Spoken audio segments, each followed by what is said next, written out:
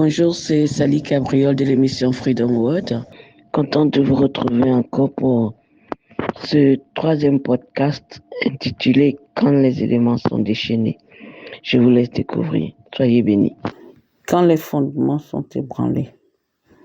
Qui n'a jamais été confronté à une mauvaise nouvelle? Un proche malade, une perte importante, un décès, un licenciement, un diagnostic effrayant. Et pourtant, face à toutes ces situations, nous devons continuer à vivre, traverser chaque jour qui passe avec tout le poids de cette douleur, cette épée sur notre tête, se demandant ce que nous réservent les jours à venir. À bien y réfléchir, on se sent comme dans un étau. Rien ne semble avoir d'importance. Vers qui se tourner, à qui raconter ce qu'on vit, que faire. Les couleurs de la vie semblent tenues et on en veut à la terre entière. Alors se pose la question de notre existence sur terre. Pourquoi continuer son chemin alors que le futur semble incertain?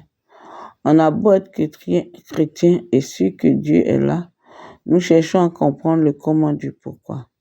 Qu'est-ce que l'on a fait de travers? Où avons-nous fauté? Pourquoi moi? Nous recherchons au fond de nous des péchés déjà pardonnés que nous confessons encore et encore. C'est là que la chair prend le dessus. Pour ma part, je me lève tous les matins avec des douleurs terribles dans tout mon corps, n'arrivant pas à sortir de mon lit, car impossible de mettre un pied devant l'autre. J'ai l'impression que mon cœur va lâcher. La souffrance qui m'empêche même de me tourner dans mon lit, les membres endoloris, une faiblesse inexplicable. Parfois, j'ai beau prier, c'est comme si le ciel était fermé. J'ai la sensation d'être seul au monde. Cette douleur journalière m'amène à pleurer toutes les larmes de mon corps, car la souffrance est présente. Aucun médicament ne semble calmer la douleur. C'est alors que s'invite ce divin sentiment. Révolte, amertume, culpabilité, doute. Suis-je vraiment chrétienne? Où est Dieu? M'aime-t-il réellement? Quelle est ma faute, mon péché? Est-ce une sinécure que d'être dans la souffrance? Faut-il toujours tout ramener à un péché parce qu'on est malade ou perdu son emploi? Que faire?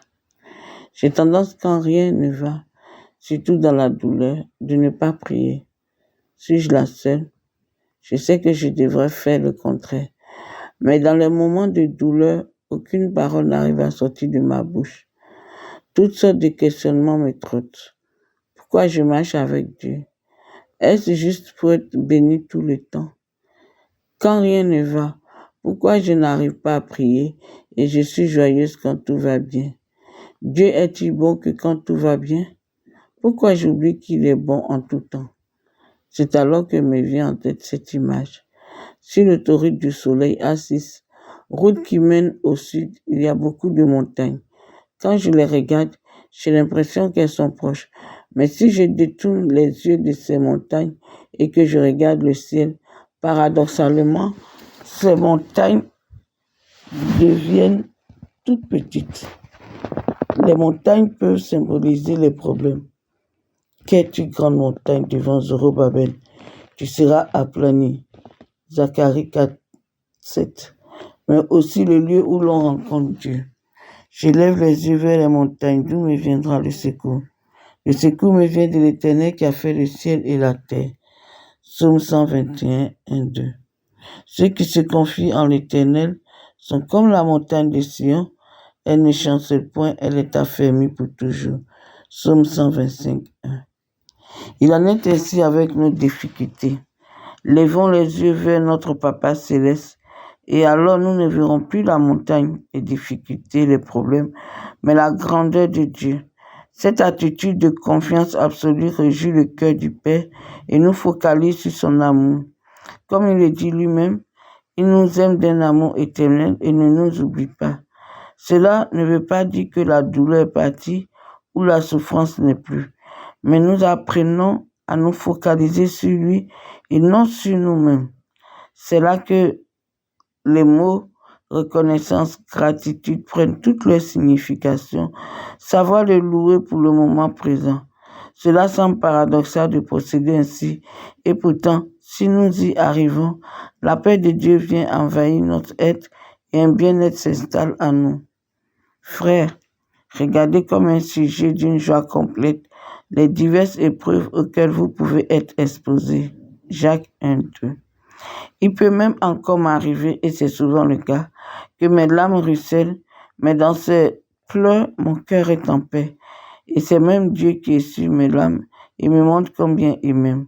Ô amour insondable de Dieu.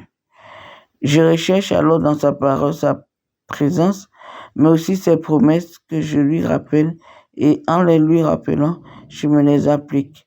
Cela me permet d'affronter chaque jour, conscient de sa présence et de son amour immuable, d'où l'importance de faire notre cette parole. La femme peut-elle oublier l'enfant qu'elle allait? Quand elle oublierait, moi je ne t'oublierai pas. Ésaïe 49:15. Dieu n'a jamais été aussi proche de nous que dans nos difficultés.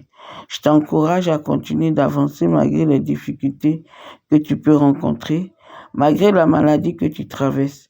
Dieu est ton espérance, il est ta force, ton rocher et ton abri. Il te tient par la main et ne te lâchera pas, car ce n'est pas toi qui tiens sa main. Et moi, je suis avec vous tous les jours jusqu'à la fin du monde. Matthieu 28:20, promesse de Dieu. Soyez bénis.